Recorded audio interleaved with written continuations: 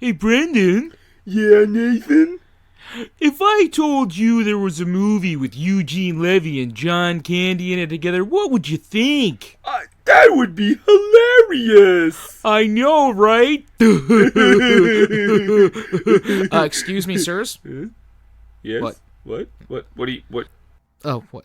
Yes, I represent the estate of the late Harold Ramis. We're putting forth an injunction and a cease and desist to have you not talk about this movie or our late client's participation in the creation of said movie. I Yeah, that doesn't seem right. I don't really think that's a thing. Well, actually, it is. We have taken this sort of case to the highest court in the land, and we will definitely do the same with you two ne'er-do-wells if you do not cease and desist talking about Armed and Dangerous and Harold Ramis's help in writing and creating this monstrosity. Well, highest court in the land, huh? I think we should consult our counsel, if you know what I mean, Brendan. Just give me one. Mother Superior! Oh! You tried to stop this show, young lad! Well, I am a lawyer. I'm representing my clients, yes? You come here, I'm gonna smack your bottom! Oh, I gotta get my briefs out of here. Get back here! Ow! I will sue you in 5 states. I'm a servant of God! You know when I pick a movie, that's when I'm under pressure now. The question always comes back to me, what were they thinking now? Whoa, what were they thinking?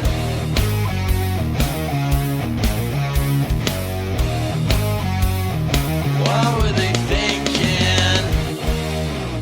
What were they thinking is this podcast's name-o, and Brendan is my name-o. And you're such a lame-o? Oh, that's mean. Hashtag truthful. And I'm Nathan. And that's his name-o. Stop it. And this movie's name-o is Armed and Dangerous. I will reach through the fiber optic cable and strangle you. Starring John Candio. Okay, I'm done. Yes, Are you done. good? Yeah, that's Yeah. fine. Yeah, we're good. Yeah. Okay. And Eugene Levy. Oh. Yeah, so this is this podcast where we talk about bad movies or questionable or bonkers, absurd movies, and we are definitely doing that this week. After last week, I am wiped, so... To say the least, that was a marathon. But we're doing an episode that's a lot lighter on plot, thank God. Yeah. 1986, the year of my birth. There you go. You just gave everybody an opportunity to identity thief you. Oh shit, I mean, not the year of my birth. 1986 is Armed and Dangerous, starring John Candy and Eugene Levy, and like every character actor who's ever lived. Yeah. Or at least in the 80s. Yeah, you've got Principal Strickland, he's back. Robert Loggia.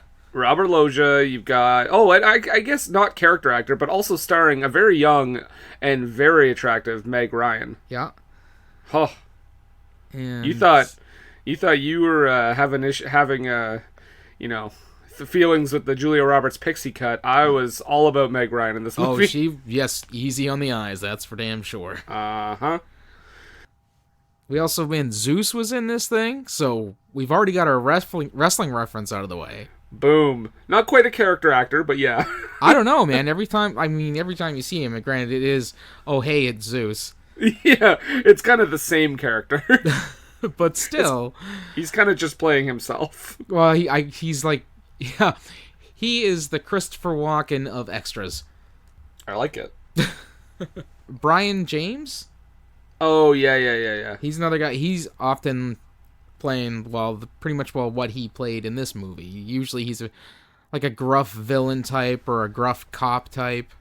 Well, speaking of villains, we are almost went over one of the biggest ones right now, anyway, in terms of popularity. It's Jonathan Banks, who plays one of the villains, and he's also Mike in Breaking Bad and Better Call Saul. Yes. Who, by the way, in this movie looks exactly like he did in Beverly Hills Cop. Yep. Like, as soon as he showed up, I was like, oh, it's that guy.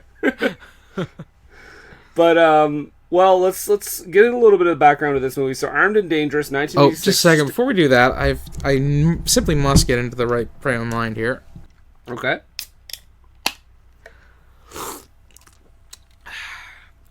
A nice cider from Yip here. Yep. The Hope cider. It's 6%, and I'm stealing another bit. And is it made by Jumpin' Jeff Farmer? I wish. No, it's made by New Brunswick farmers, because it's 100% New Brunswick. If anybody gets that reference, please tweet us. Yeah, there's not a whole lot of background here, but I do want to go over a couple little things. So, Harold Ramis is one of the credited screenwriters, of course, as you may have heard from the opening. It's one of these cases where I think he helped write a script. I think they did a lot of rewrites. He wasn't happy with what they did with his product, because I'm assuming his was going to be a little more, I don't know, maybe like more consistent with the tone. Yeah, kind of jumps all over the place. Yeah, it's very much I don't know, on par with like some of the more cartoony movies that we've done. Yeah, but then it gets real dark, which we'll get into. Yeah. But yeah, so Harold Ramis wanted his name taken off the screenplay credit. He didn't want anything to do with this movie. He couldn't do that, but he did actually get his name removed as one of the executive producers, so he got something out of it. But this movie cost $12 million. In 1986 money? Yeah. Wow. It's a decent budget. Yeah. It all went to the last 10 minutes. Yes, because, whoo, boy howdy, is that whole thing out of control. And it made $15.9 million. That's too bad. Yeah, well, and like, of course, we've gone over like budget box office stuff before. That's probably not a profit. If it is, it's like a tiny profit. No, usually you have to make double your budget back to make any sort of decent profit on a movie. Especially with a $12 million budget. Yeah. But the other thing I wanted to note was, did you know who was originally going to star in this movie? I did not. Well, it was going to be John Candy right from the get-go. Yeah. But in the Eugene Levy role, it was going to be originally Tom Hanks. Really? Which would make sense around this time because, you know, you got Dragnet. Well, that's the thing. He's in that movie with another Second City type in that he's in it with Dan Aykroyd. Yeah, and he did a lot of comedies around this time. He did Big, The Burbs.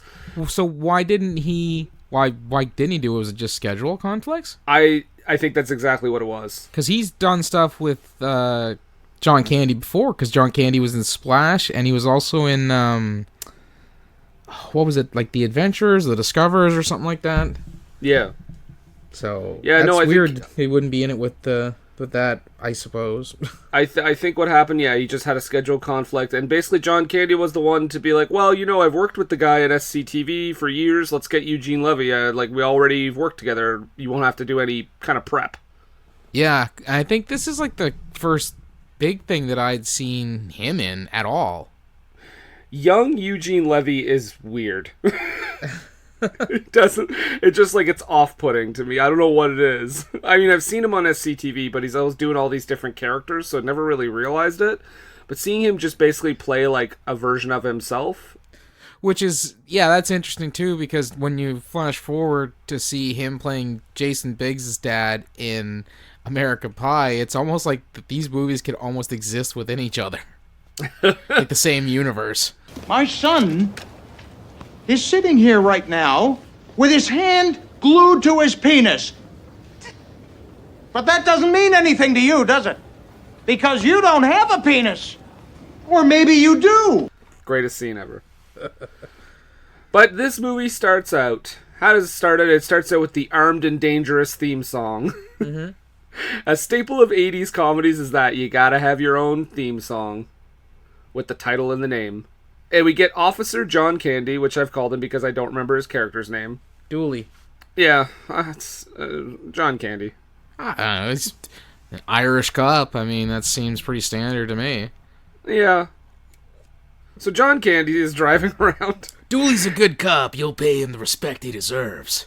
I will call him John Candy, goddammit. Alright, I'm not going to war for this. Sweet. Another forfeit victory. John Candy's driving around. He is a cop. He stops by and sees a young girl who has lost her kitty in a tree. Mm-hmm. Will you get my kitty for me? I was right away by the way, right off the bat, I'm like, oh, this is going to be a dark opening scene. I thought it was going to be like he climbed up and like accidentally stepped on the cat or knocked it off the tree and killed it or something. So I was pretty surprised the way this went down. Yeah. Because John Candy climbs up, he's obviously very nervous.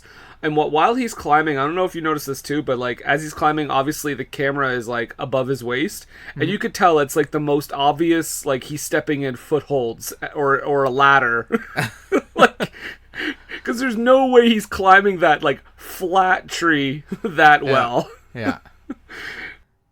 It's funny that this scene actually made me think of another scene in the movie, I think it's Police Academy, where Tackleberry helps someone get a cat out of the tree, and he shoots at the cat to get it out of the tree. Yeah, like I wouldn't have been surprised if that was this scene. Like that's kind of that's what I thought was going to happen because I hadn't seen it in so long. And then I was like, oh, that's why Nathan picked this movie. God damn it. Get me with the fucking animal violence Cat again. murder right out of the way. Hashtag cat murder. Jesus. The funny thing is, people, Nathan also has a cat. He just likes torturing me. So, John Candy goes up. He gets a hold of the cat. But then, he's very scared. So then we cut to the fire department arriving and saving both of them. Yes. Which, it's fine as an opening. It's very kind of low energy, which kind of surprised me. That's why I was like, I thought he was going to do something crazy to get the cat out. Well, and considering the tact he takes throughout the rest of the movie afterwards, yeah, this is very, like you said before we went on, out of character for him. It's very, I thought it was out of character for sure, because I was like, oh, he's supposed to be this sweet, like, lovable cop, like neighborhood cop guy, and that is not the case. No. But also, oh, by the way, did you see Brian Grazer's name in the credits? Yes, actually, he was the reason this movie got made. Oh. Yeah, because you had mentioned about Harold Ramis, all the fighting he did to get the thing off. I get his name off of it and stuff like that. Apparently, the original project, I know we're really cutting deep before we get going at all, but it was developed by Harold Ramis for Dan Aykroyd and John Belushi. Oh, that makes sense. And Ramis said it had died a quiet death, and then was resurrected by Brian Grazer, the producer. Brian said, if I can find a director, can I make this movie? And Harold Ramis said, yeah, okay. And then it didn't go well from that point forward for him. No. Considering Candy's behavior for the rest of the movie, I think this is the literal save the cat moment. Yeah. And they end up having to get the police, the fire department to do it for him. Yeah, it's the only attempt to save the cat, but also then you have to get saved moment. So it tells us that, Dooley is kind-hearted, but kind of bumbling right out of the gate, obviously. Well, that's what I mean, but I don't think he is bumbling later. Well, there are flashes. I find, but yeah, for the most part, he's fairly spot on. I feel like this is like the mixture of different people working on the script. Because I think the original script had him much more affable and bumbling. Whereas the other guys that came in added this like mean streak to him, or maybe it was vice versa, I don't know. But it definitely feels like there's two different people's brains going into this character. Oh, yeah. Because the later stuff, like especially with his character, is a lot grittier and darker for sure. Mm-hmm.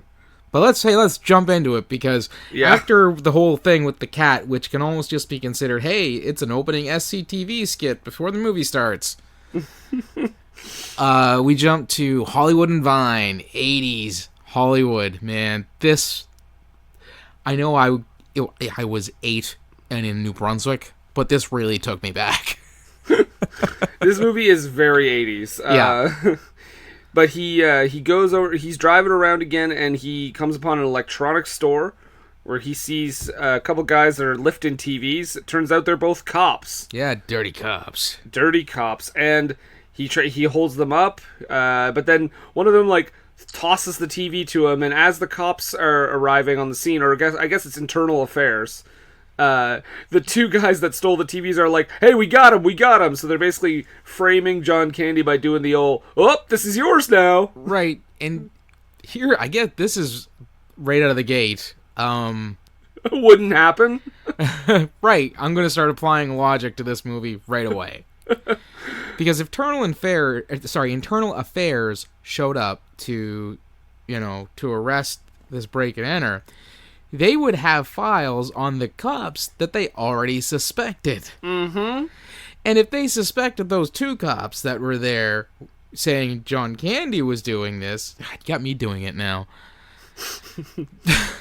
They would be like, no, we know it wasn't him because we're investigating you two jagoffs. Exactly. Yeah, they wouldn't just be like, oh, I guess our months of investigation were incorrect, boys. I guess it's this random cop. Even though we found the two guys we were investigating here at the crime scene. Yeah, I feel like this movie just has internal affairs operating like just regular cops. Yeah. But shortly after this, they go to court. They take him to court, and he's dismissed off the force. He's fined and fired and all that good stuff. So he has been let go by the police force. The judge, and I saw this in the credits, was Stacy Keach Sr.? Yeah, I saw that too, and when I read that, I was like, oh, is that the same one as Up in Smoke? And then I was like, oh, no, that's his dad. Yeah, I thought that was, because I didn't know that his dad was like an actor. No, I had no idea. Not the biggest Stacy Keach fan, so... Stacy Keach is great, yeah. He is great. Yeah. But then the movie takes a turn, because right after this, we get the entrance of, I'm just going to say, Charles Manson. Absolutely a Manson-esque guy, although he apparently only drew his swastika on his forehead, because you could see the ink running in HD. I mean, imagine if the actor had been like, no, I want it to be legitimate, tattoo it. But yeah, he comes in with the swastika, the long hair, and then of course as soon as he enters, all his like followers stand up and do the Heil salute, which at first I didn't know he was supposed to be like a white supremacist. So when they stand up and do that, I was like, oh, what? Yeah, I thought he was just like a cult leader.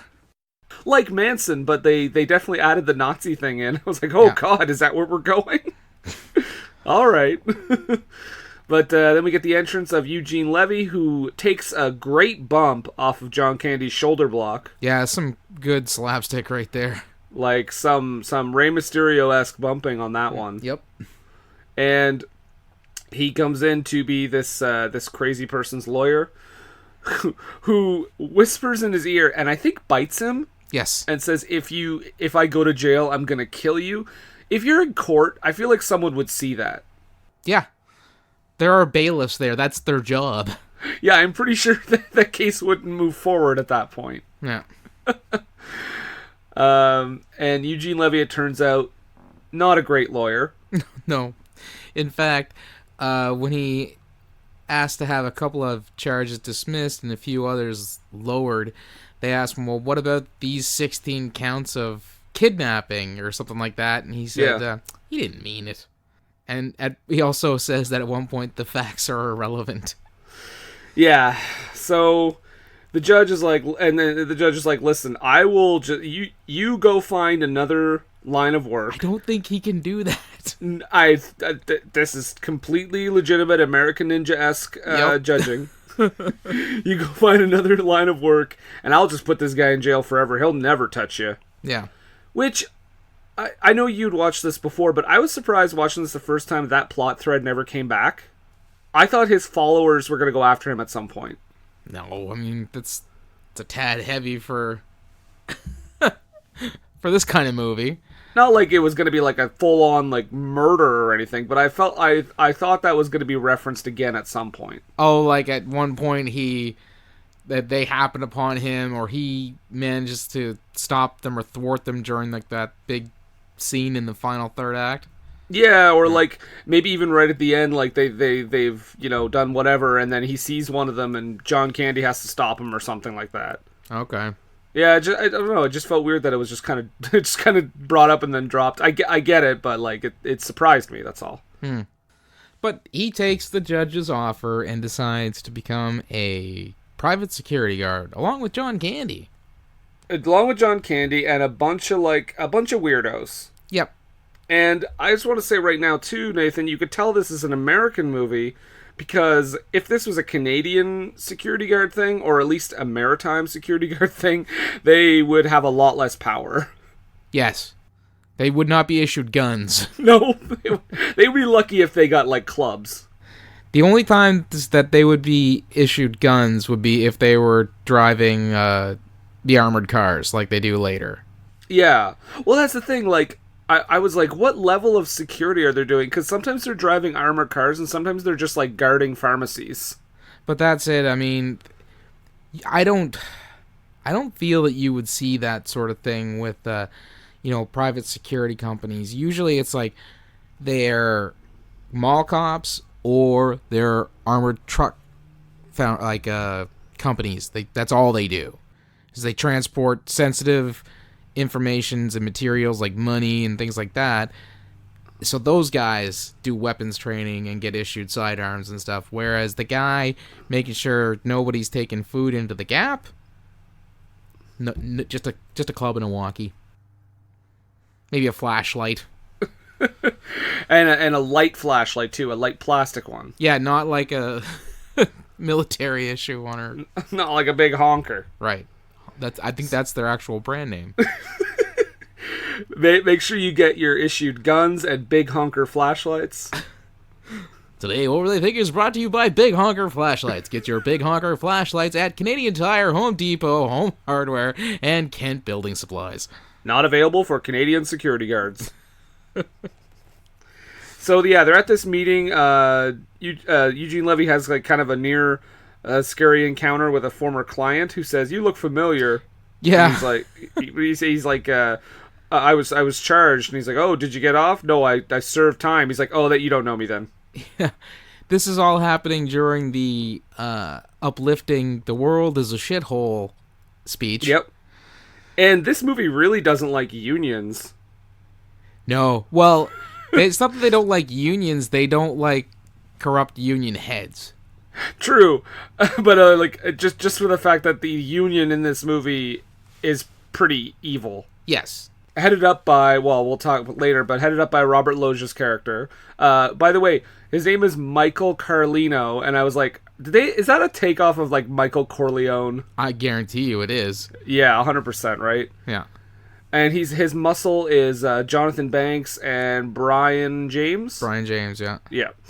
So they're basically like, hey, the union shows up and they're like, we're going to take a $30 initiation fee and then a weekly amount of $15 off your paycheck, which is a lot in 1986. No, here's the breakdown. You didn't hear during the speech, because you really have to listen, because there was, I think that was the conversation with Eugene Levy and the former client. Guy giving the speech says, your uniform will cost $99. Oh, shit. I didn't hear that. So $99 right out of the gate. Is it $51 for the, was it the course?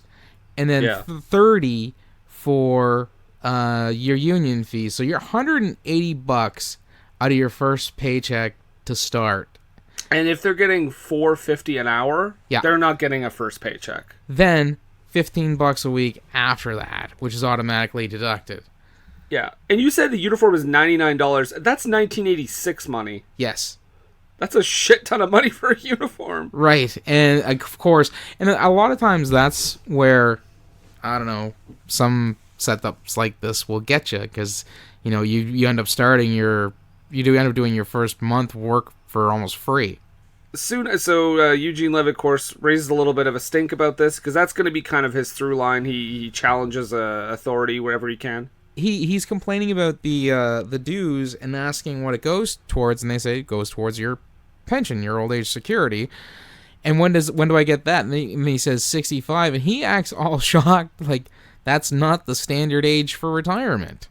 We get our PG-13 F-bomb here, because he's questioning it, he's complaining, and the Brian James says, sign the fucking form. So shut up and sign the fucking form. Do you have a pen? Later on, they do their gun training, headed up by the gorgeous, beautiful, wonderful, all-around perfect Meg Ryan. She is something to behold in this movie. I feel like so underutilized in this too. She's great. Like she's in a lot of rom-coms and like fluffy movies, but she's a good actress. Oh yeah. And I feel like she doesn't get a whole lot to do comedic-wise, but she's good. She does what she can. And she has to tell them, don't start shooting till I get out of the way. So, return to your positions and load your guns, but do not, I repeat, do not commence firing until I have left the target area. Thank you. Yes. Yeah, there's this one guy who's literally just shooting up into the air and he shoots like a bird. He would be fired right away. They would not hire him. He actually, it's weird because this is, I mean, it's a comedy, it's played for laughs, but this guy actually ends up getting introduced as even more of a comedic relief. Yeah. Because he keeps showing up at these other random assignments that they're doing, like when they're at the dump and all that. Finding garbage combs and all that. We'll get into that. Yeah. But so this guy's like shooting up in the air. Nobody can shoot straight. Eugene Levy's literally shooting into like the tall grass. And then John Candy, it's at this point where we kind of get their connection because Candy is like the one to show him how to shoot a gun. Mm-hmm. We get this. So after this whole gun training thing, we get the joke that they do in every single movie. Yes, because we talked about that. We did, yeah. And what movie was Garbage that? Pail Kids. Well, yes, Garbage Pail Kids. Because he actually says, I, alligator. Yeah. But in this one, it's, I state your name, everybody. I state your name. And, yes, that's the joke that we belied. But what comes next, actually, was I don't often see, where they just start rambling nonsense words while he's repeating the oath. And you're just like, let's just keep going, because this counts as them saying the oath. Yeah. Yeah, they're not really saying anything coherent. And then after this, Meg Ryan has given everyone their assignments. She's like, she puts Candy and Levy together, and she's like, "You're gonna guard this like pharmaceutical plant, which also has killer dogs." Yes. So I don't know why they need to be there. Like, are they guarding the dogs? No, the dogs are in the area where even more sensitive stuff might be. Okay. So it doesn't have to be patrolled by people. There's dogs that are trained to come at any sound that they hear and come ready to attack. I do think it's weird that they have a warning on the door that says "Beware killer dogs" if they're supposed to be guarding it. I don't feel that they... Well, I mean, they do have to put up a warning, but I don't think they would put killer dogs.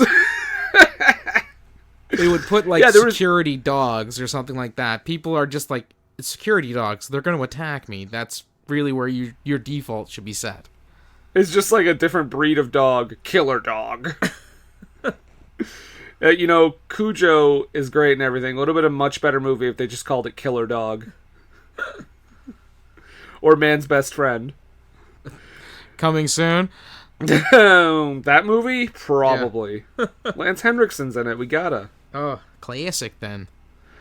Candy and Levy show up, and they run into Zeus. Zeus is in this movie. Mm-hmm.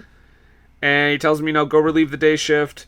And later on, they're just kind of lounging on their break, and he's like, "Nah, you got to take your break in the cafeteria." By the way, this is a real thing at jobs. I can relate to this. Oh, I never had that. Well, I mean, I've seen people like, I've never done it because like when I have a break, I don't want to be anywhere near my job. Yeah. But I've seen people hang out in their uniforms like in the lobby of the theater. Oh, okay. And the boss is just like, "Yeah, you can't do that.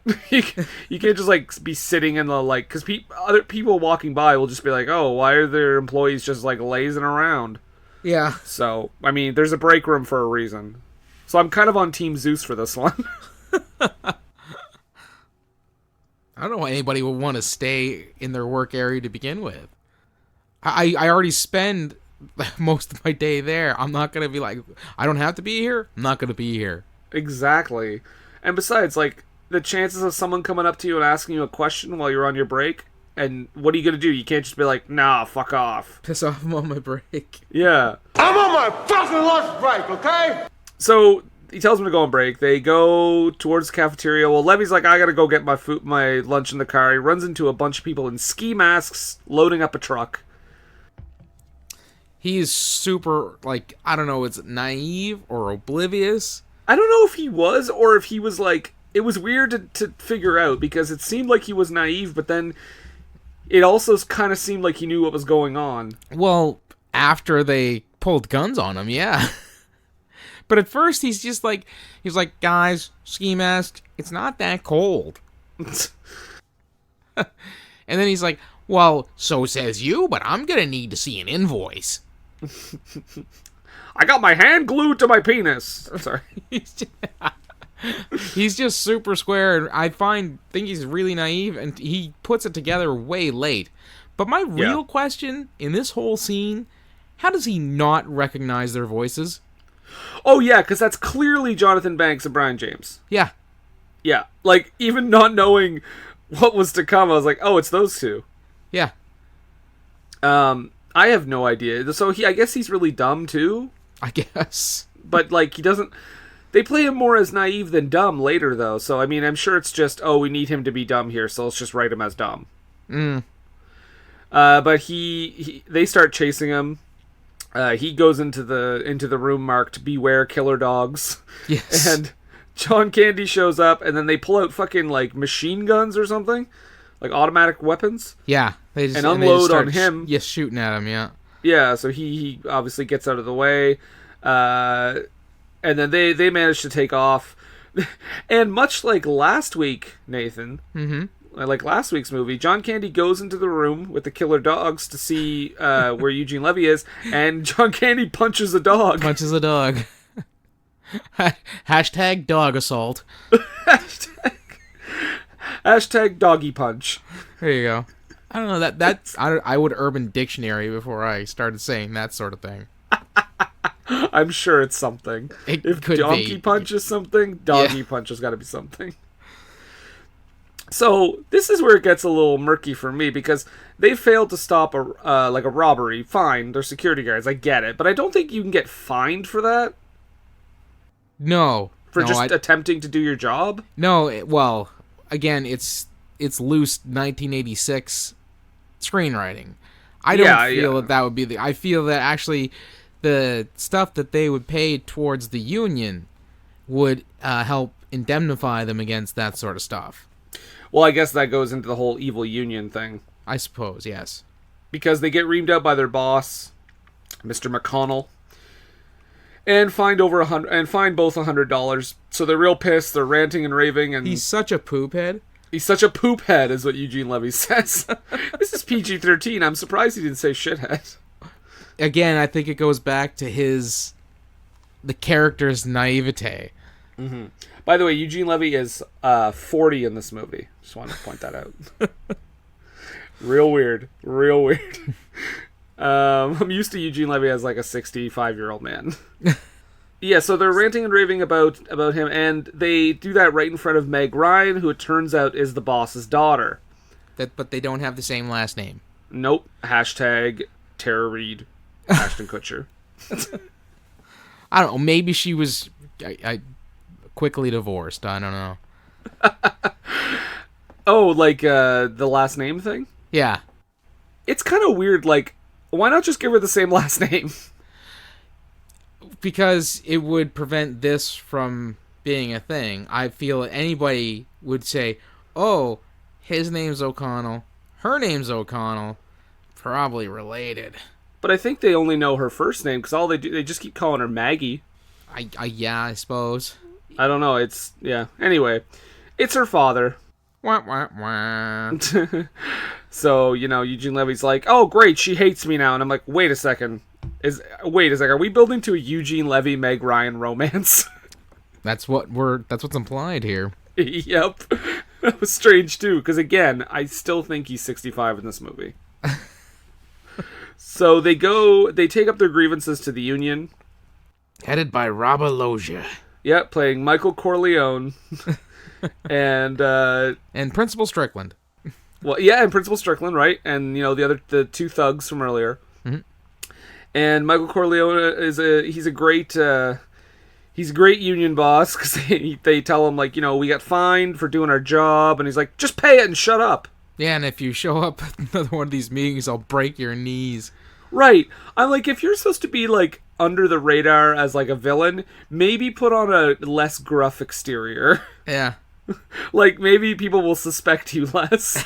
But yeah, he basically tells them off. But then Eugene Levy gets very animated, starts fighting back at all these, like, union wages that don't go to anything, and just basically their practices in general. People start cheering and getting behind him, and that unfortunately is they pay for that a little bit. But it's weird too, because this is when Loggia's getting all wound up, Principal Strickland's all wound up, they're yelling at Eugene Levy, and this is where he says, if I see you at one of these meetings again, I'll break your legs.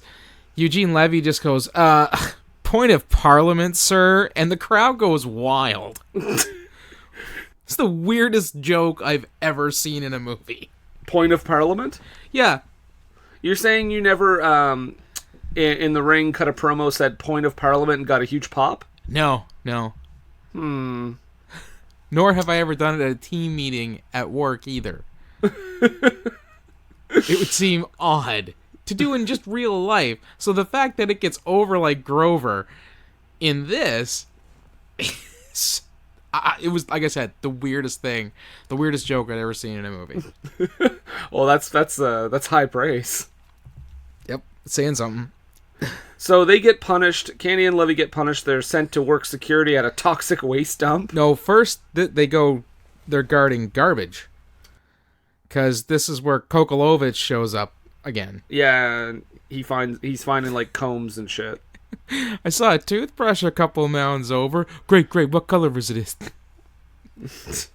Red to go with my comb. I'm on it. And he walks away and just falls into a garbage sinkhole. Yeah, I would have laughed if we never saw him again at that point. It's like, just assume that he died there. It would definitely be in line with some of the darker moments of this movie. Mm-hmm. But John Candy and Eugene Levy go to the toxic waste dump after this. They see these two cops that have been working there for 3 weeks, and they have like no teeth, and like their hair is falling out. It's like, we got to do something about this. So they go. They start tailing Zeus. Well, because the guys at the toxic waste dump tell them how they got assigned there. Same thing happened to them. They fucked with the union. Yeah. Yeah. But no, like exactly the same thing that happened to Eugene Levy and John Candy is what happened to those guys, down to the, he told us when to take our breaks, we took our breaks, the place got robbed. Yep. So they're like, okay, Zeus must have something to do with this. Yeah. So they go to the sport pit. What was it called? The sport pit. Oh god, I didn't even catch that. Yeah. That is an unfortunate name. With a solid woman working that front desk. Oh man, she could kick anyone's ass. Absolutely. So they're like, oh yeah, we're interested in your gym, and they manage to make their way in. They hide in an exercise class, which I'm not really sure how she didn't see them in there. I don't know either. Like when they cut to the shots where she's looking in the class, like clearly they just didn't put Candy or Levy in the shot. Absolutely. but they hide there. They find Zeus in the weight room. Wait, but before they find him, as they're hiding in the exercise class, one of the most 80s movies comedy thing happens, of course. Someone sticks their butt right in John Candy's face. Oh, and he's all, whoa. And that looked amazing in HD. Let me tell you. Oh my. Better memory than when I was 8, I'm just gonna say. Because yes, another movie that I probably saw at an inappropriately young age. You're like, a butt? I don't get it. And then they're like, whoa, it's not a butt. So next is the attempted murder with gym equipment. Yeah. So this is where the movie, I think, really starts to take It takes a turn hard right again. right here. Yeah. Big turn. Because they're basically John Candy takes what is that called? That thing that he has. Well, he's just doing like the free weights, but he's doing the pull down on the weight what's machine. What's that rope though that he has? What, that he wraps around Zeus's neck and pulls him through? That's just like a skipping rope. Okay. Well, it's like one of those things that you like stretch out, right? Could be, but I think it was a skipping rope because it didn't have a whole lot of give to it. Okay. Well, he puts it around Zeus's neck to like choke him out while Levy is like holding the weights above his head. Which looks like it clearly had almost like 200 pounds, if not more, on it. Yeah, and John Candy's like, he's really weak. He's going to drop it any second. He's going to squash your head. Why is no one else in this gym doing anything? I don't know. They're all looking on. I tell you who knows. Brent. Oh, Brent, would you like to tell us? Plot! That makes sense, actually. Yep, a lot of sense. So Zeus finally admits that O'Connell was the one who told him to send them off to lunch in the cafeteria at that time. So they get their information. They start to leave. They run into the woman from the front desk and a couple other henchmen, I guess, or henchwomen. John Candy pulls a Nicolas Cage and starts punching women. Punches? Oh, yeah. It's like John Candy punched a woman. John Candy punched a woman in this movie. That's a sentence. That's a thing that happened. That's a thing that never happened. John Candy, not Nicolas Cage. Uncle Buck. Sweet Uncle Buck. The dude from The Great Outdoors. Who is Harry Crumb? That nice polka guy from Home Alone punched a woman. Planes, trains, and automobiles. With the dead wife and the terrible mustache, punched a woman. I punched a woman and a dog in this movie. And again, we gotta state this for the record, Nathan. Yeah. John Candy, not Nicolas Cage. Not Nicolas Cage. And this just kind of slows them down as they manage to get away from these ladies as Zeus gives chase. Zeus there's a great shot. Zeus is like charging at the door, but you can tell when he gets to the door, he lightly opens it.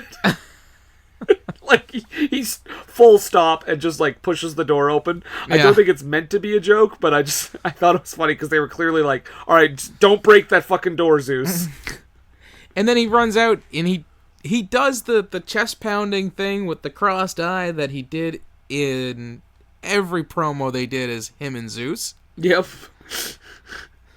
And does he naturally his eyes are naturally like crossed like that, right? I think he does have one that does. It's a natural thing. One of my daughters has it. She has to wear corrective lenses to keep it straight. So okay, that's what I thought because every role I've ever seen him in, he has the same. It's just like the same thing. Yeah.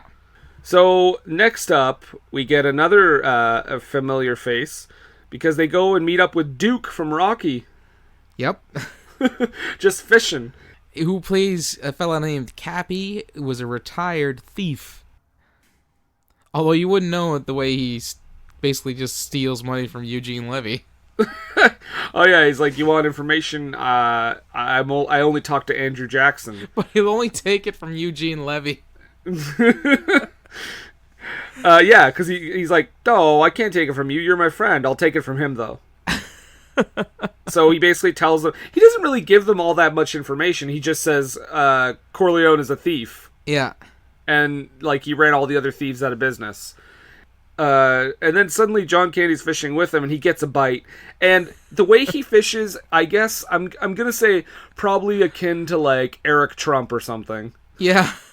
First, he bumbles all over the place, knocks everybody over, and then just shoots it. Yeah, that sounds about like in his wheel book of moves. Yeah, it feels like a Trump kid way to fish, for sure. Knock everybody over and then just shoot it. Yep. And it's a shark, too, by the way. Yeah. Not even just a fish. So it's a type of fish. Well, no, I just mean like not just like a regular fish. Well, they're fishing off of like an ocean dock. I don't think they're looking to catch like a trout. Yeah. So I don't think they were all going after sharks though. Well, not necessarily. I think they'd probably take whatever comes their way, usually. My only point here is, where was John Candy's character when Jaws was happening? Or, Deep Blue Sea. Yeah. We could have used them then, that's for sure, but Deepest, unfortunately he had long bluest. passed. Right. That's where, that's unfortunate. Deepest, bluest, John Candy shot the shark's fin. So, yeah, they have that scene. And then finally they're like, you know what, we should go tell Meg Ryan what's going on because, there's some shady shit going down. And here's where we get another glimpse of John Candy's character being more Belushi than Candy. He is a pervozoid. Right? Like, she's changing in the room, and he's literally on the ground looking underneath the door. No, he's peeping through the keyhole. Through the keyhole, yeah. Which begs the question, how did he not see her coming towards the door? That too.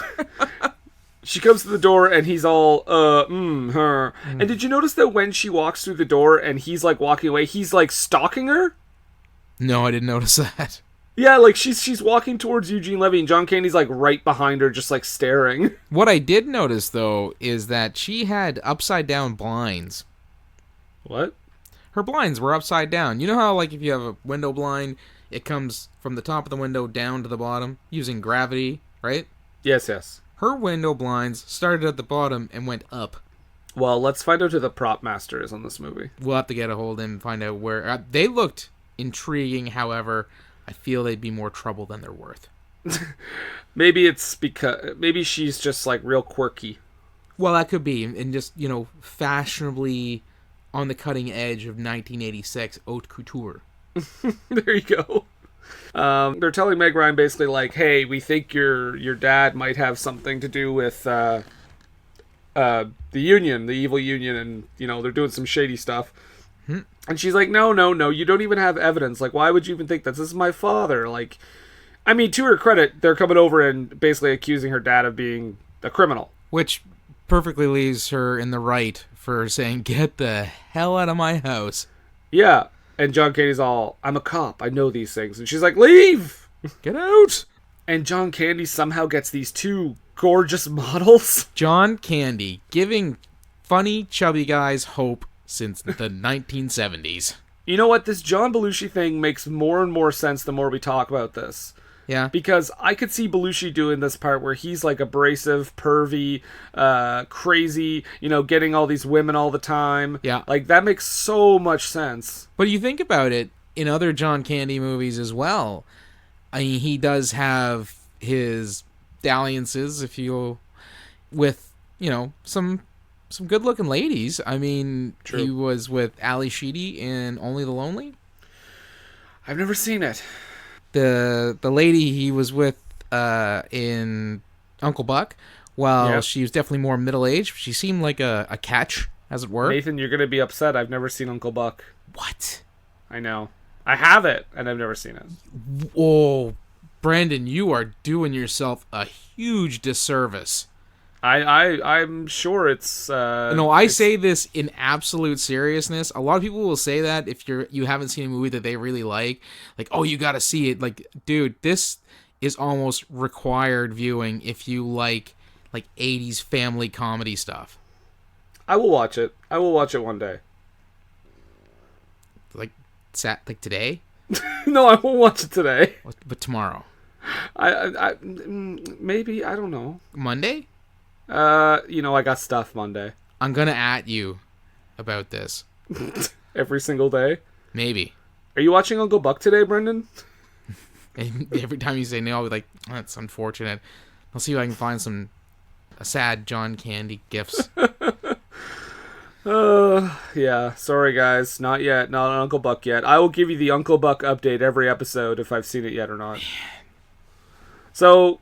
yeah, so they're with the gorgeous girls, and he runs into those two cops that framed him earlier. Yeah.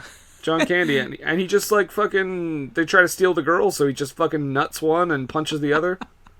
Yep. But, oh my goodness, for the kids, who was the band leader at the club they were at? I don't know. It was Tito Puente. Oh, I did see that credit, too. Yeah. And you're burned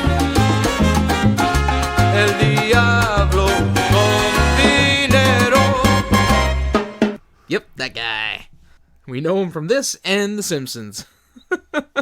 So he knocks them out and he's like, you know what, let's go crash a party. So they're gonna go to, I keep saying Corleone, don't I? Well, fuck it. We're gonna go to Corleone's party.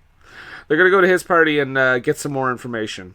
So before they get there, we get Corleone kind of horning in on Meg Ryan a little bit. Oh, yeah, absolutely. Like, gross. John Candy's a pervisoid, so is he. And she's like, that's great, gotta go, bye. The guys, the Candy and Levy show up with their dates and tell the security guards, one of which is, what's his name again, Popovich or something? Kokolovich. Kokolovich, yeah. They tell him, like, no, we're undercover. We're clearly not going to be on the list as our real names. Well, what names are you under? Here, let me see that list. Yeah, that's us. Well, again, they're supposed to be the comedic relief, the bumbling of the bumbling, if you will. Yeah. But anyway, they believe them. They get in there.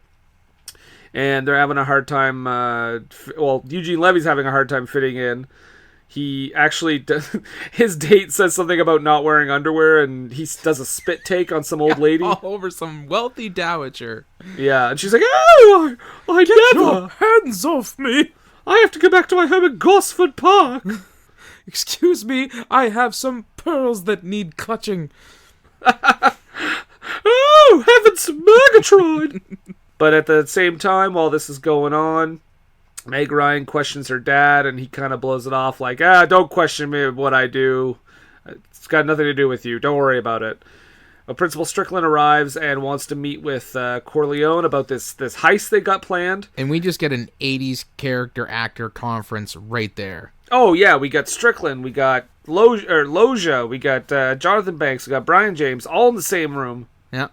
Talking about their plan about an armored, I guess, like they're gonna have an armored car, make some sort of transfer, and then they're gonna rob the armored car to pay a drug cartel, and then they're gonna get the money back via insurance. Make sense, guys? Everyone got that? Okay. Let's move forward. Plot's very important. And of course, while this is going on, Candy and Levy are listening in from the steam room that they snuck into. Yes. And he's like holding him in a headlock to keep him quiet. He's getting nothing but a face full of John Candy pit. And like in a room that's already super warm. Yep. Strickland though has some setbacks about the reservations about this plan. And Corleone is like, "Oh, do ya? All right, kill him."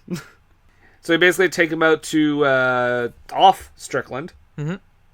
Also, the meeting place where Strickland talks with like Corleone and like the two thugs or whatever looks like the same place they filmed that scene in Breaking Bad where Gus was poisoned. Oh, yeah, could have been. I mean, it's Southern California. I know that Breaking Bad was shot in New Mexico and whatnot, but it's not a big leap from one place to the other. Yeah, it like just the pool and everything. It looked familiar. It might not have been, but you know, that's well, the thought I mean, I got. It was probably also popular architecture at the time as well. So they're in the steam room. They're Michael Corleone's about to go in there, and the two girls come over to distract him. And again, he's super pervy. He's like, "We're gonna have a threesome," and I almost threw up. I know, right? It's like a real Joe's Apartment moment right there. It's an absolute Hollywood homicide. So they get out of the steam room. They see that Strickland's being taken away. They try to run after him and save him, but he gets shot and killed by the thugs in front of, like, everyone. Yeah, and they can clearly see that everybody who saw it saw that Mike and Brian James shot Principal Strickland. Exactly. But Corleone's like, it was those two security guards that killed him. And O'Connell's like, of course it was. That makes sense. So they're wanted for suspected murder. Yep. I just want to put that on record right now because it is a pretty important thing that comes up a little later. For me, anyways. All right. Did they make a getaway? Oh, this is where the movie feels very 80s. Yes, and they head straight downtown to Ben and Arthur's mom and pop porno shop. Yes! Yes! Oh my god, Sam Maravich cameo. Oh. And it is like every 80s interpretation of like alternate lifestyle you can get in this scene. Yeah. Like, all the freaks and weirdos hang out at this one porno shop on Hollywood. It's basically the stereotype store. Yeah. So, And the funny thing is, they had porno on the racks and products on the racks that were legitimate products because they were still making and selling them when I worked at the smut shops in Vancouver. Mm-hmm. But they also went out of the way to make fake porno covers, the two that were just like plain with lewd names written on them. one was like Panty Aficionado or something. Yeah. Oh no, and there was Lady Lust 3 was one of the fake porno boxes. But the a lot of the stuff that you could just kind of see in the background, the books and the movies and stuff like that, some of those were legit. Okay. Yeah. I believe it. It's not like NBC where they all had the same one porno mag that was called Playpen. So when they get in here, there's they hide in the nudie booth, the 25-cent peep show. Yep. And John Candy's like, put the quarters in. It helps me think. Yeah, and this is where Eugene Levy turns from a lawyer to a judge. He's very judgmental. He is very judgmental, but then he also says, okay, I've got a plan. He quickly gets on board with it once they see the lady dancing. Yep. And he says, okay, I got an idea. So he sticks his head out, and this guy that was making eyes at him earlier, who looks like John Waters. He's got like a John Waters mustache at the very least. well, like a drawn-on John Waters mustache. Yeah, because it's clearly drawn on. That's not a real mustache. Yeah. So he makes eyes at him to kind of get him to come into the booth, like, flicks his tongue at him.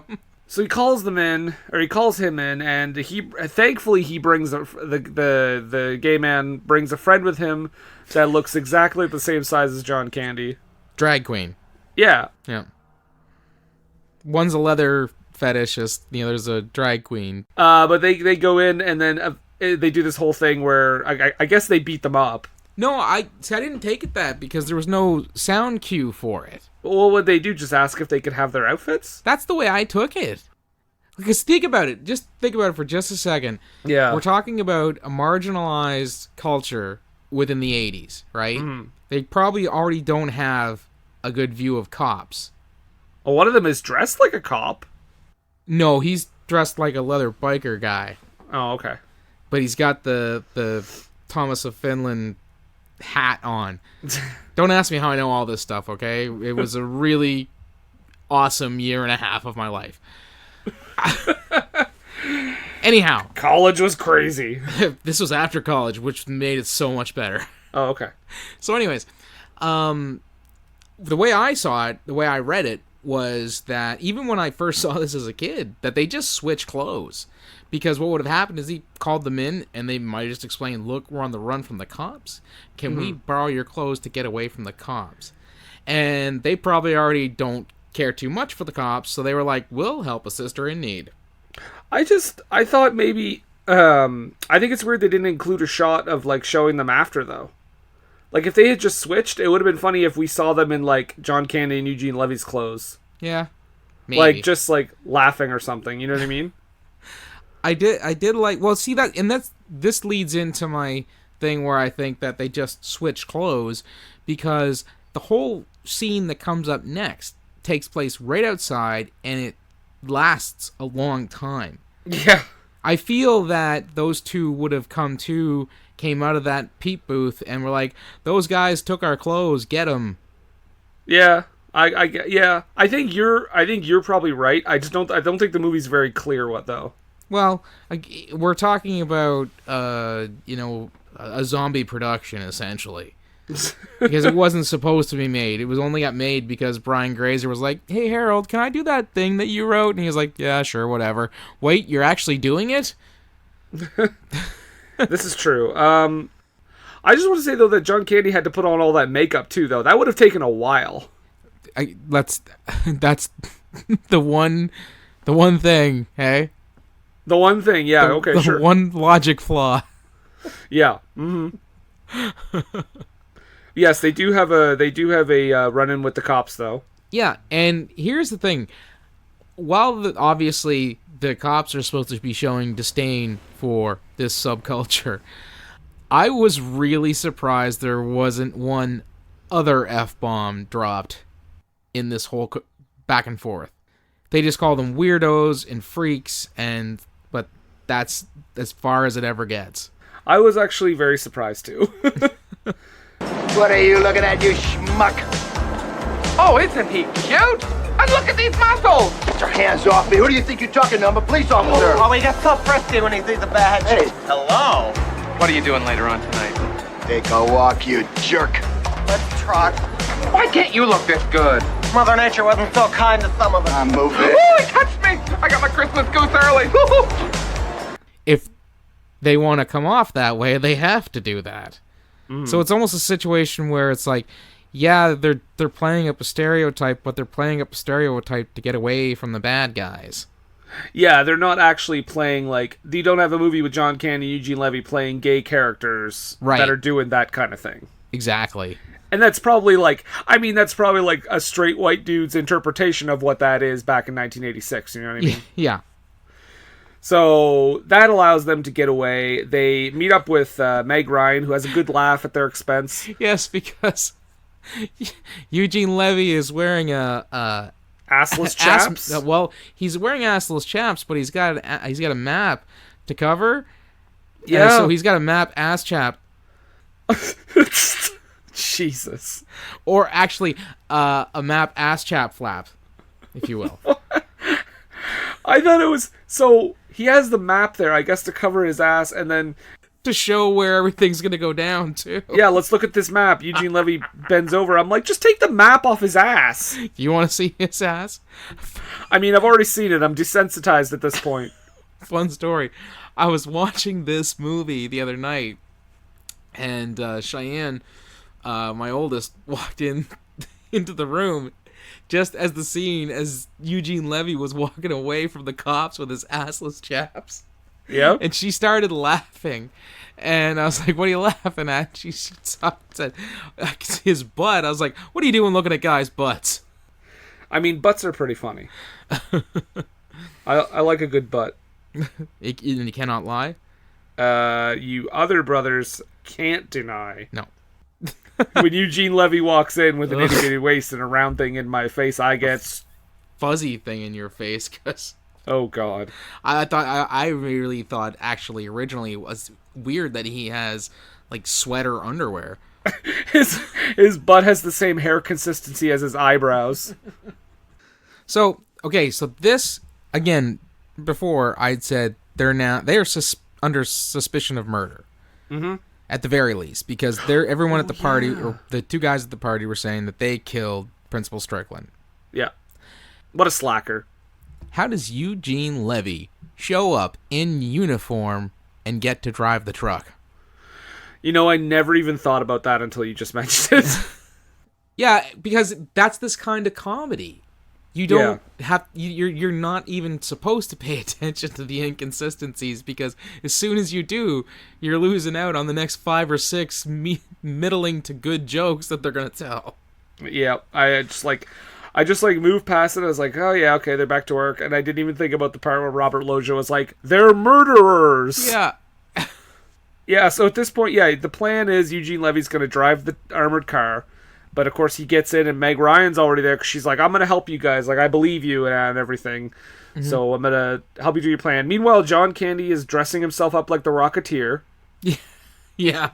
And he has a fucking 50 caliber gun. It's illegal in everywhere but 2 states, and this ain't one of them.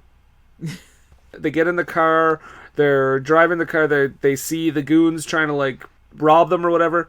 Yeah. This is basically just a giant action sequence. The driving scenes are like, nothing special, but we get John Candy getting himself prepared. Well, first he has trouble getting the bike started in general. Yeah. And then he does manage to get the bike going. To a traffic jam. Yeah. And, but we see before the goons, the hired goons, because you don't, nothing really says that personal touch like hired goons. Mike calls ahead to the other dudes who are going to do the hold up for them. We're going for a terrorist look here, so smoke the drivers, no witnesses. When they said we're going for a terrorist look, I was like, oh no, who's wearing brown face? Oh god. It wasn't. Oddly enough, it was better then, because terrorism just meant the drivers were killed. Yep. Nobody showed up in a terrible caricature of another culture. Yeah, no, it was more diehard terrorists than like Olympus Has Fallen terrorists. Right. Yeah, so John Candy gets his thing gets stalls in a traffic jam, and he's trying to like get a ride with people, and they're turning him down. One person just like throws a beer on him, so he takes a knife and just fucking cuts the air in their tire. Well, no, okay, let's play this out so it sounds fair to John Candy.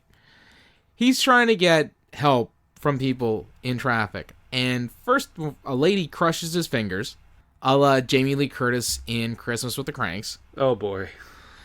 Then, as he's running down the road, he sees a big truck that these guys could probably get around traffic. So they're like, he says, look, I need your help.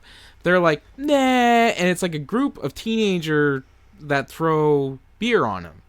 And they're all laughing at him, calling him stupid and stuff like that. And as he walks past their front tire, which easily cost $1,000, if not more, stabs it and deflates the front monster truck tire. Yeah, no, I'm not saying he's in the wrong. I'm just saying that's what he does. Yeah. So he finally catches a glimpse of this guy in a huge truck, like a giant, like almost like a propane tanker. Yeah. And only known in this movie as the Cowboy. By the way, he's been in a movie we've covered before. Is he? The actor's name is Steve Railsback. Okay. And he was the evil Nazi in Barbed Wire. Intriguing. Like the lead Nazi guy, yeah. Okay. So he's like, "Oh, shoot, dog! I'll drive you through this." So he so he gets in this tanker. Let's call it what it is. He starts committing traffic murder. Yeah, that's what I was gonna say. Multiple people die in this scene. And at first, John Candy is off-put by this, and then immediately gets down with it. He's on board. 100%. By the way, he was a cop, a week ago? Yeah. But the Cowboy is just plowing through cars, murdering like at least a dozen people. Yeah. Off screen, of course, because it's PG-13. Right. He's at one point. This is where John Candy's on board with it because, hey, you know what? You're all right. Yeah. He's like, I like you too, partner. So and then there's a moment too where he says, "What are you transporting, by the way?" And he says, "Rocket fuel."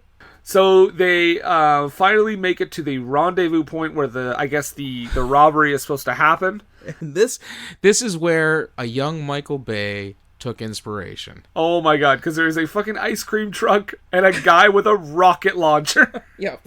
Actually does launch it, and it hits the rocket fuel. There's explosions galore. Explosion, but somehow doesn't kill them. It kills just about everybody except John Candy and the Cowboy. Yeah, it kills like the two dirty cops because they crash into it. Yeah. And they burn up. But then John Candy and the Cowboy make it out. Also, I guess at this time we should mention too that Corleone's already been arrested. Yes. By O'Connell, who's finally seen the light and turned against him. It's the weirdest delivery. He's like, "I'm busting your ass." What? So he's arrested. So we're down to like Mike and Brian James.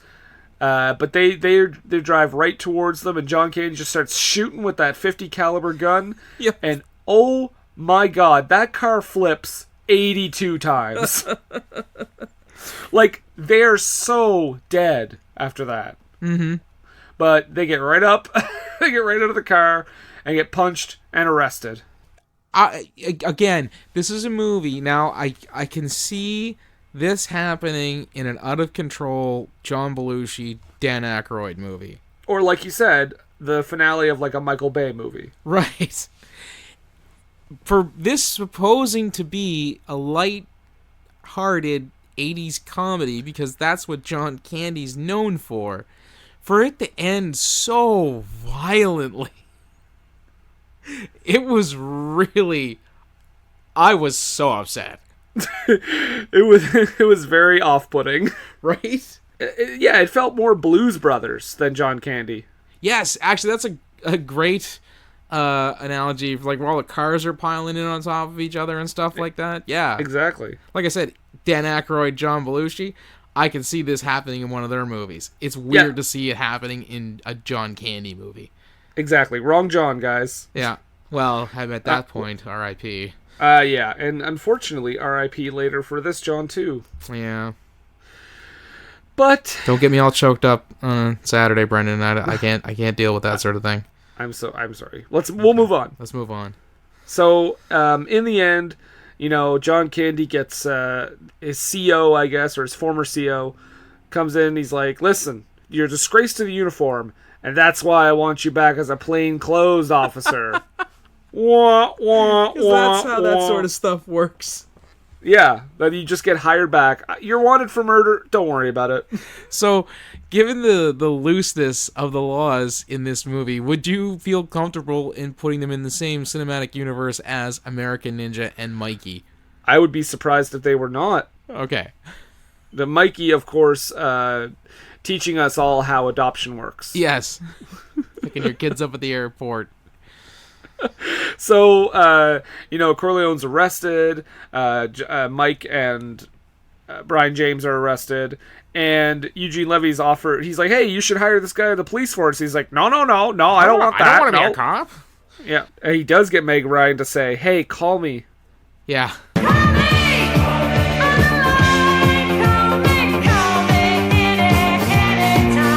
Because she's a blondie, right? Yeah, I'm glad I didn't have to see them have an actual moment, so that's good. Yeah, I guess. But that's pretty much the end of the movie. Yeah.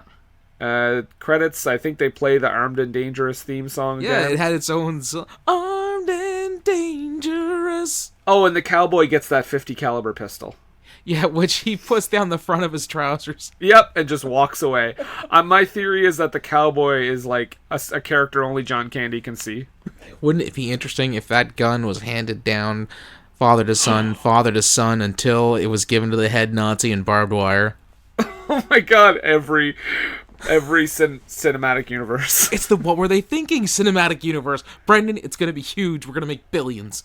Why do you think so small, Nathan? Trillions. But that is Armed and Dangerous. Nathan, would you recommend this one? Oh, yeah. If you're a fan of, just bonkers 80s comedies, this is right in your wheelhouse. Yeah.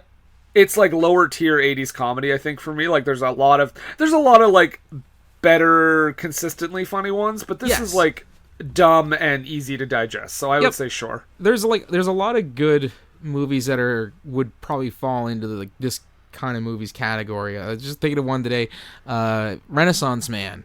Oh, never heard of it. Oh, it's got Danny DeVito in it, where he tries to teach a classroom full of military misfits. They need to pass this literature class in order to continue to serve in the military. Of course they do. Right? Their sergeant is played by Gregory Hines. Okay. And the troops contain the likes of Mark Wahlberg and Kadeen Harrelson, Dwayne Wayne from A Different World. So it's one of those movies. It's not overly hard to digest. It's a fun little movie.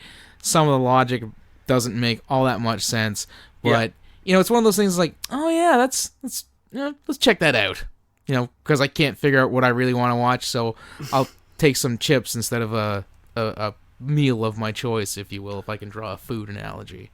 And much like Armed and Dangerous, if you talk about it for more than 5 minutes, you see all the gaps. And the problem is, once you're done watching it, about an hour or so later, you're going to want to watch something else too. So, I guess that was Armed and Dangerous, and a little bit of Renaissance Man. Yeah. So, but right now, we are going to take a quick break, and we'll be right back. What were they thinking? What Were They Thinking is brought to you by HostGator. HostGator is a leading provider of shared, reseller, VPS, and dedicated hosting solutions. Award-winning support is available 24/7, 365 days a year via phone, email, and live chat. Discover why over 9 million websites trust HostGator. Use the coupon code SCHLUCK for 25% off your first purchase. That's SCHLUCK, SCHLOCK, for 25% off your first purchase. What Were They Thinking is brought to you today by GameItAll.com. Whether it's video game news, the latest in music, or movie reviews, GameItAll.com is your one-stop shop for all nerdy talk. Alright, people, listen up. I have to tell you about something that I was blown away by, and it is going to change the way you listen to podcasts. Seriously. There is a new free app called Podcoin, and what that is an app that literally pays you, the listener, pays you to listen to podcasts. You can listen to our show, What Were They Thinking, or any other of your favorite podcasts and earn pod coins while you listen. And what you can do with those pod coins is you can exchange it for valuable rewards like Amazon and Starbucks gift cards, or you can even just donate the pod coin to one of the many charities that they support on the app. I already got myself something nice with one of the gift cards I earned just for listening to podcasts. And you can too. It's very simple. Just download Podcoin in the App Store or on Android and use our special code WWTTPD to get a sign-up bonus. You'll get some bonus Podcoins right off the bat. That's WWTTPD for 300 bonus Podcoins. Sign up today. What were they thinking? And we are back. Yes, we are back. Nathan? Yes, Brendan? It's time once again for haiku, a low haiku. The low haiku. 17 syllables to break down our thoughts on this movie. Even though we already gave our thoughts, this will break it down even further. It'll encapsulate them in the perfect 17 syllables. Now, I will let you finish strong, because I believe last week we had Josh and then you and then myself. So yes. I actually remembered this time because we recorded these episodes very closely together. Mm-hmm. Good work. Little behind the scenes, lifting the curtain. Patreon exclusive. Again, I don't think you know what that means. Okay. John Candy, sexy? Eugene Levy, assless chaps? World is not ready. Yes, very good. Very, very good. It does drive home the point that this movie was far ahead of its time. Yes, that's exactly what I was going for. Okay. Mine has a similar theme. Okay. Rent-A-Cop movie. John Candy, a Mac Daddy? Eugene's assless chaps. In fact, if I ever have my next punk band will be named Eugene's Assless Chaps. Oh boy. We'll tour the world and sell millions. Hopefully no visual slideshows along with your performances. Well, I feel that's a given. We would have to do that. Oh dear. Well, I'm gonna... Hey, we're popping right back in. I feel that we should have saved that punk rock thing for this voice, but I think it worked really well, the NPR voice. Nathan, we talked about Armed and Dangerous. We had a nice little discussion about this film. We did. But what do we always say? Well, it's good advice from us, but we always say... Don't take a word for it.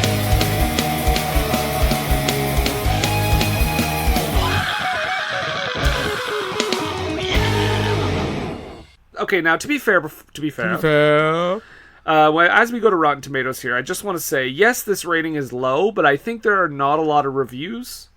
No, a lot of them all come from later years. Yeah, so I mean, the critics' rating on this movie is 11%. Yeah. Again, it doesn't have like 170 reviews. It would probably be like 30s or something. Actually, 9 total count for critic reviews. I feel like it would be somewhere in the 30s if it was like had the same amount as like a regular movie now. Yeah. And audience is 39%, so overall audience is not completely thrilled with this either. Yeah. So I mean, like you said, it's an 80s comedy. It's pretty dumb. It's like one of the lesser known ones for sure.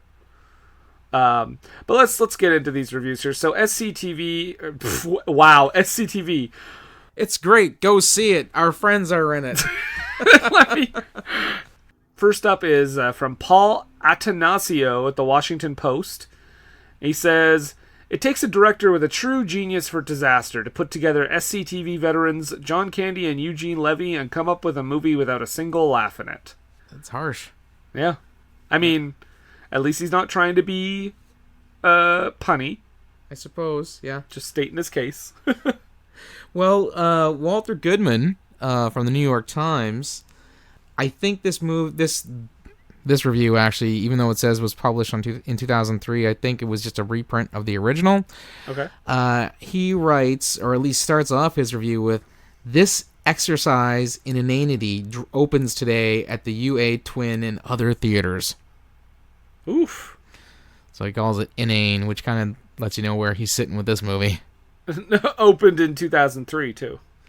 Again, I feel it was when they went online. I think we're just wrong. I think it did open in 2003. I think John Candy is alive and well. It opened at the John Candy Film Festival they hold in New York. There we go. I'd go to that. I would, too. I'm not going to lie. Ken Hankey from the Mountain Express says, it may not be armed, but it's dangerous, all right. Doesn't make any sense. I don't know why it's dangerous. Yeah. It's not like... It's neither armed nor dangerous, but what it is trite and cliched. There we go. That's a better review from Ken Hankey of the Mountain Express. Scott Weinberg of E-Film Critic says, how could two amazingly funny guys spend so much effort on a movie so bereft of laughs? Candy and Levy deserve much better, and they moved on to it after this junk pile. They did do better stuff after this. Absolutely. Yeah. There's no denying that. But I mean, it's like the movie Faster. Yeah, sure, The Rock's in it. It's kind of middling and not that great. He did a lot of way better stuff afterwards. True. I have a weird affection for that movie. Yeah? What about Snitch? How do you feel about that? Isn't that the same movie? No. Okay, I thought forever that was the same movie and they just changed the title. Faster, he plays a guy who gets out of prison to go after his brother's killers. And in Snitch, he plays a guy's dad who agrees to go, undercover for the cops so his son doesn't go to jail, which probably exists in the same cinematic universe as American Ninja and Mikey and this movie. Wow, I feel like both those movies you just mentioned are the same movie still in my mind. I just imagine. I was trying to think about them, and I'm like, I'm pretty sure I watched. If they're not the same movie, then I watched them both at the exact same time on two television sets right beside each other. Well, easy way to differentiate: Faster has Jennifer Carpenter, and The Rock is a lot more straightforward aggro. Whereas in The Snitch, he's just like, I'm trying to do right by my son. Yeah, I still feel like they're the same thing. Okay, let's move on. Okay. Because the audience clearly have something to say about this. Well, Dr. S gives it 2 stars. Okay. And he says, Eugene Levy in Assless Chaps is the memory from this movie burned into my brain. You've been warned. Oh, Eric N. He gave it 3.5 stars. I think you need to be a fan of these folks, but if you are, this is a nostalgic, super 80s romp, light on laughs, and of course script, yet somehow the cast makes it more than watchable. It's probably a like it or hate it movie. It's humble, and I went with it. It's humble. That was a pretty straightforward review right up until the end. That took a sharp left. This one's a 5-star review from Sean C. Says, superb! Unbelievable! It has the greatest plot device ever conceived and implemented! Alright then. He is excited, wow. Very excited. You said that was Scott C? Yeah, Sean C. Oh, sorry. Okay, because I have one here from Scott C. And it's a Okay. little more concise. His brother. Yeah, probably. John Candy is a legend. 3.5 stars. Great review. I have some questions for this one, Nathan. Okay. Because this is a 2.5 star review, and it's written by Nathan S. Nope, not me. Why, yes, I like this. It still makes me chuckle after all these years. Madcap duo Levy and Candy once again strike the match for zany slapstick humor with an action edge to it. And for some odd reason, Meg Ryan is in the film. Go figure it out. The story is dumb, the plot is corny, and the action is limited. But after all these flaws, it still cracks me up like a Smokey and the Bandit film. Lots of car crashes and bad guy schemes. Nathan Spavel. It's clearly someone channeling me, because those are a lot of my feelings, but I feel my syntax and grammar might have been a bit better. Yeah, I don't think you would say Meg Ryan is in the film. Go figure it out. Yeah. I just like, and like, what's funny is too, like, you know how you can see their little avatars sometimes? Yeah.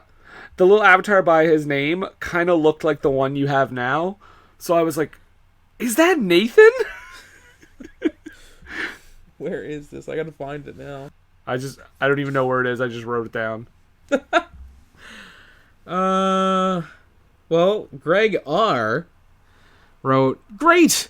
Another really funny comedy from Candy and Levy. Just makes things better. 8.5 out of 10 for me. 4 stars. All right. I only have one more here, and it's from Eddie. No last name. 5-star review, and he just says, keep an eye out for a shoe like this. Okay. Well, you know, keep an eye out. I mean, he needs that shoe.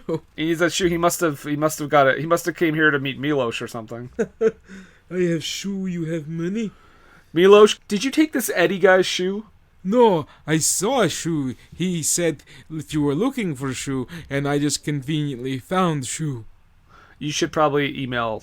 Wait, not email. You should probably mail that shoe to Eddie. Once he sent money, Milos has to get paid too, you know. Alright, Eddie, you heard the man. Get at us on Twitter. Thank you. More later. Wait a second. Oh, I'm sorry. I steal Monkey's line. He's not going to be happy later. I will go hide in the closet. That's probably for the best. Nathan, is he in there? Lock it. Okay. Weird, our lock sounds like a mouse click. It is weird, but you know, that's the offices. That's how we do. Yeah. So I guess that's the end of the reviews. You got any more? No, that's it. All right. So that's that. I did find your Nathan S review, and I think it's a gremlin that he has. Oh, okay. I just thought it was like blue, and I thought it was like it looked quick. I looked at it quick, and it looked like the same icon. Oh, the one I have on Facebook, Pork Grind. Yeah. Yeah. That's Pork Grind from the Spider Ham universe. There you go. Yeah. The more you know. So that does it for that movie, for Armed and Dangerous. Gonna drop a Hinsky for the next one. Okay. Yeah. So here we go. How well do you know your alphabet? That's it. Okay. All right. So, of course, tune in Monday and on our Twitter page and our Facebook page, and we'll reveal what that movie is for next week. Montrose around. You want to give a little message? Yes.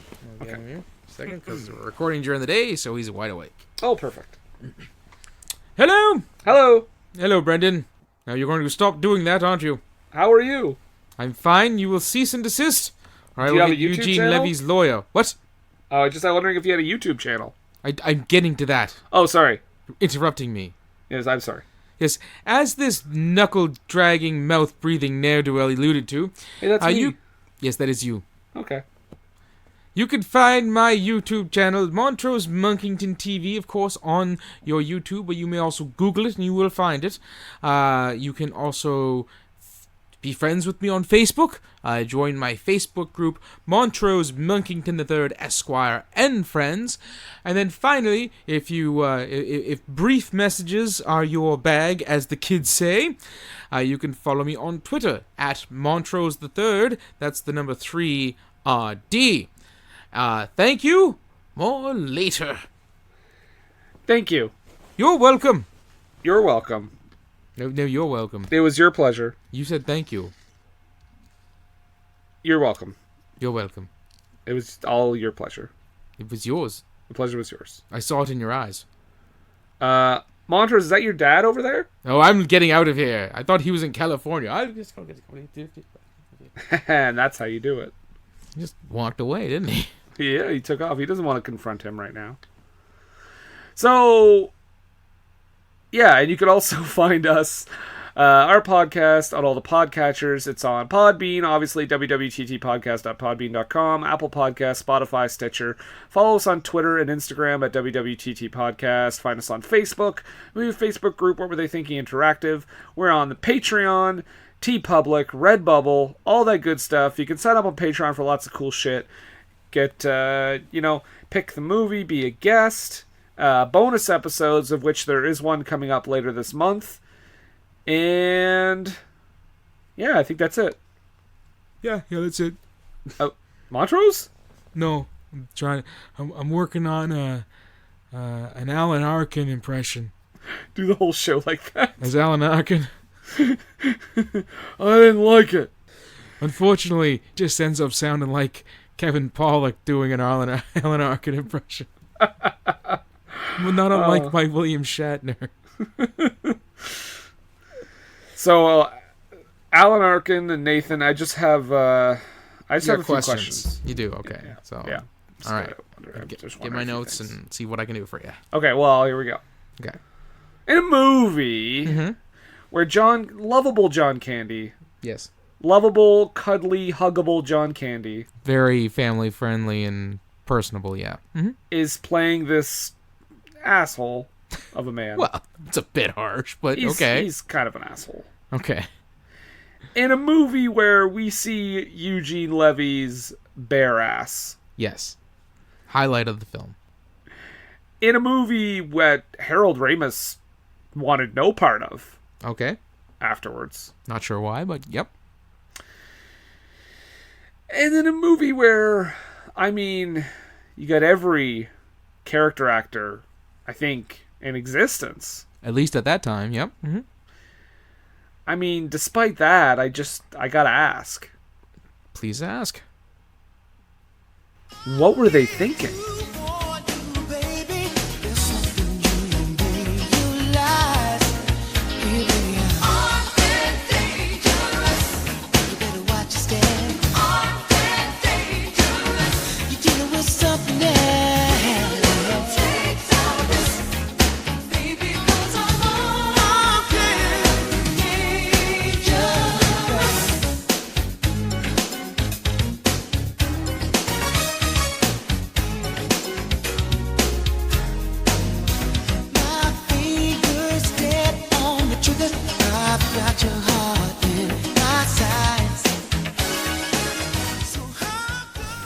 If you've ever found yourself scrolling through the recommended movies on streaming services and wondering if any of those are worth your time, I'm here to help.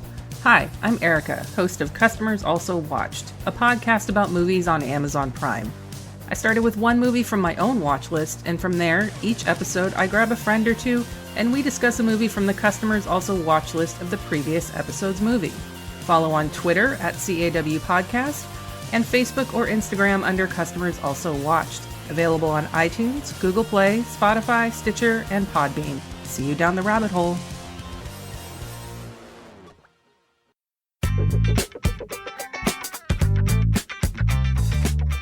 Hey everyone, it's Chris and Mike from The Recasting Couch, the podcast where we take our favorite movies and discuss what they would be like with new actors in all the lead roles. Hey Mike, tell them where they can find us on social media. You can find our website at therecastingcouch.com or on Twitter at recastingpod.